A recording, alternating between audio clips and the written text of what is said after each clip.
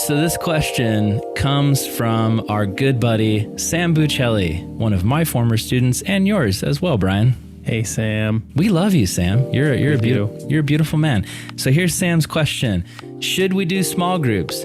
How do I make sure it's beneficial and not just leaders goofing off with students? That's a great question. It's a good question. That's a really good question. I'm going to be pretty emphatic.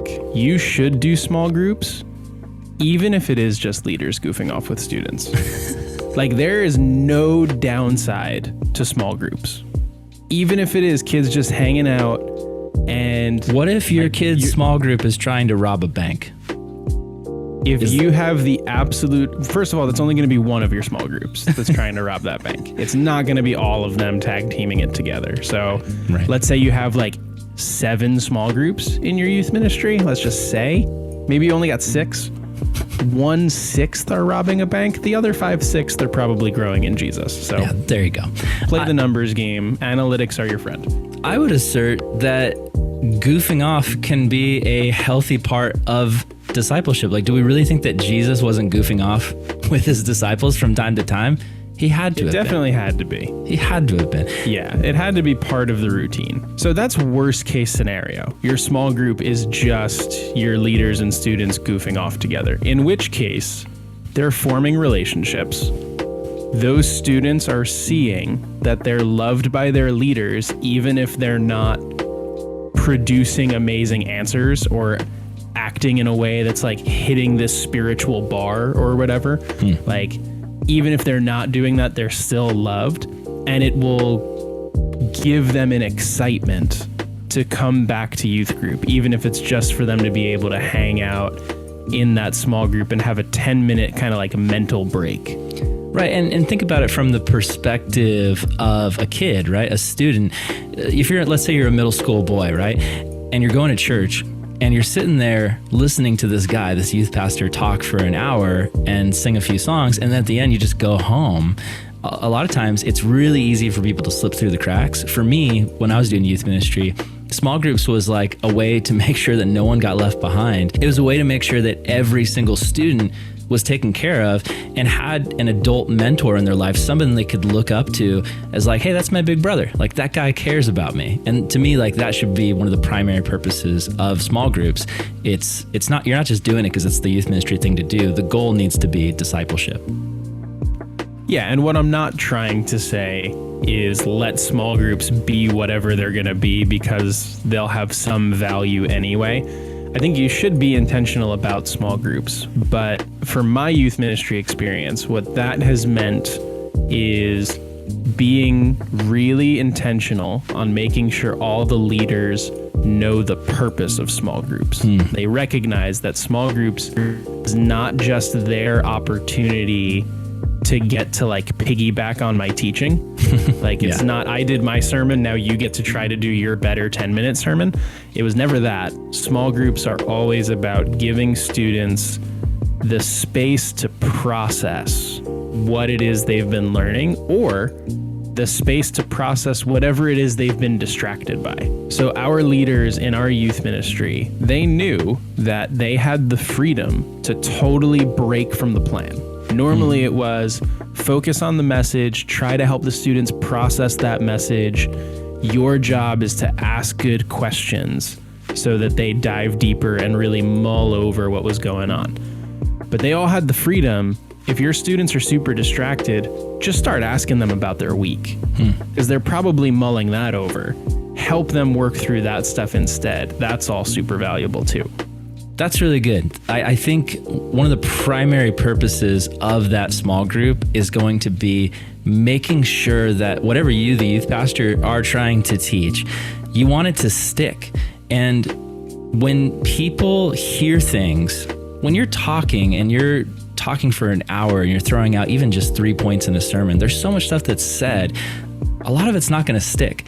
But if you have people, like they've done studies that have shown this, when people don't just hear something, but then they talk about it right after, especially if it's immediately after, that's when it goes from the head to the heart. That's when it's re-emphasized, and it's like, you're preaching a sermon on grace, but then in that conversation with a small group leader, it's like, oh, like, this is why I shouldn't hate my sister for stealing my outfit. I'm referencing my two sisters, Amy and Amanda. They would always steal each other's outfits as kids. They needed a sermon, but they also needed a small group that said, this is why you shouldn't kill each other over stealing outfits. I'm glad that you prefaced that the stealing outfit was not you with one of your sisters. It was your sisters with one another. When I had really long hair, I would steal my sister's headbands. Because I was a dang hippie. Thing. My hair was like That's down to here, thing. and I would get these little floral headbands.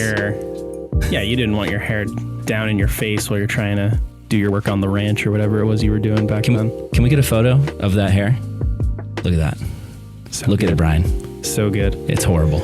I'm really jealous. Thinking about making a message sticky.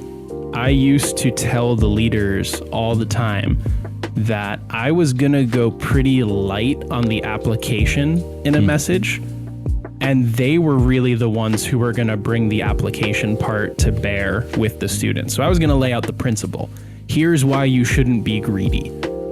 This passage says be generous, don't be greedy, give to the people around you. I'm going to just hit that principle. I'm going to bludgeon it in 6 different ways. I'm going to really drive home this point matters. I'm going to do very little to show you here's how you live that. And your job hanging out with the students is to get them to talk through how they live that. Yeah, that's really, if really, I tell really them, good. If I tell them here's what you're supposed to do, I'm just giving them a bunch of rules. When they hear one of their friends say, oh, maybe when we go to school, we should think about, like, I don't know, I won't just buy my own snack with lunch, I'll buy the kid next to me's snack or whatever. Like, when they hear one of their friends say it, they're like, whoa, maybe I could do that. Whereas, like, when I say it, or when one of the leaders says it, it's like, oh, there's an adult with a rule. Yeah, no, totally. Those dang adults with rules. You know what stinks is when you're a kid, you're like, adults with rules, they're the worst. And then if you stick around long enough, you usually end up becoming a volunteer in the group, and then you're the adult with the dang rules. And you try to be that cool counselor, you try to be that cool volunteer, but it doesn't last long. You either die the hero or live long enough to see yourself become the villain.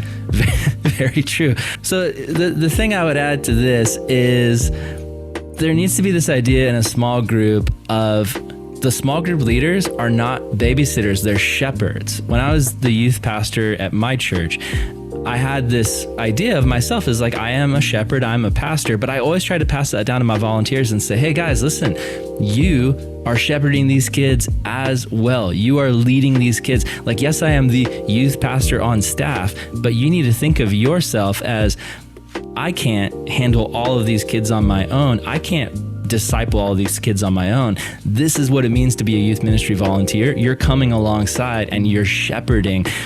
Like, I'm the lead shepherd, but like, we're all shepherds, and really Jesus is like the main shepherd that we're all following. And so it's this idea of take ownership of your kids. Small groups are essential because without them, I really think it's going to be hard for youth students to be effectively discipled. They need to have an adult they can look at and say, like, that's my big bro, or that's my big sis. Otherwise, a lot of people I think will get left behind. Yeah, and adding small groups to be part of your normal youth night will enable meaningful connection outside of that youth night. If you're the one that has to be there for them when that random Tuesday text comes and you need to be able to respond to that, if that all is going to you, kids are going to get dropped. If small groups build the relationships so that those texts can get spread out amongst the leaders, then you make sure, or you give your students a better chance of not slipping through the cracks. So we've established small groups are important, but let's talk for a minute about goofing off. I think goofing off is important, but you have to balance it. So for me, with my leaders, I started doing these small groups and it just revolutionized our ministry. Like, honestly, I was dumb when I first started. I'm still dumb, but like when I first started, I was teaching way too long. My sermons were way too long. And so part of me was like, I don't want to sacrifice the sermon for small groups, but I ended up cutting the sermon a bit, not a ton. I was still, teaching a good length, but I cut a good 20 minutes off, and giving them that time to be with those leaders for 20 minutes, it energized the entire group, and it built relationships between adults and these kids that like now some of these kids are in their early 20s and they still have solid relationships with these adults that were their mentors. So it's huge. It's important. But, you know, I really think that you've got to give place to goofing off as well. It can't just always be like the Bible study after the Bible study. You've got to have some freedom to mess around with your kids, especially if they're younger. Like, bonding comes through spending time with one another. If all you're doing is just talking theology to them, then you're just another authority figure in their life, you know, dishing out information. But if you can mess around with them and go in the backyard, our church Wednesday nights was at my house. So literally they would go in the backyard and you know, like small groups, it was great because, you know, sometimes there'd just be shenanigans and messing around. And then we'd always make sure that we got a good, solid discussion in there. And I think that's how you have to counterbalance it. It can't just be all goofing off, but there should be some goofing off. Yeah, if there's none of it, then all you show students is you need to perform during this time. Right. If there's some room for them being kids, then you build a lot of leeway and you build a lot of trust with them. And I think when it comes to the goofing off, don't worry about balancing any one night. Worry about balancing months and years. So there's going to be times where an entire small group is going to seem like it was goofing off the entire time. That's okay if they're serious next week. Don't worry about every single one of these small groups needs to have the balance of, all right, we had our 3 minutes of silly and now it's time for our 7 minutes of Jesus. Like, don't worry about thinking it through to that extent. Look for the overall bigger trend. Are these groups having fun? The students enjoy them, and we're seeing this steady trend of progress towards building spiritual things into their lives.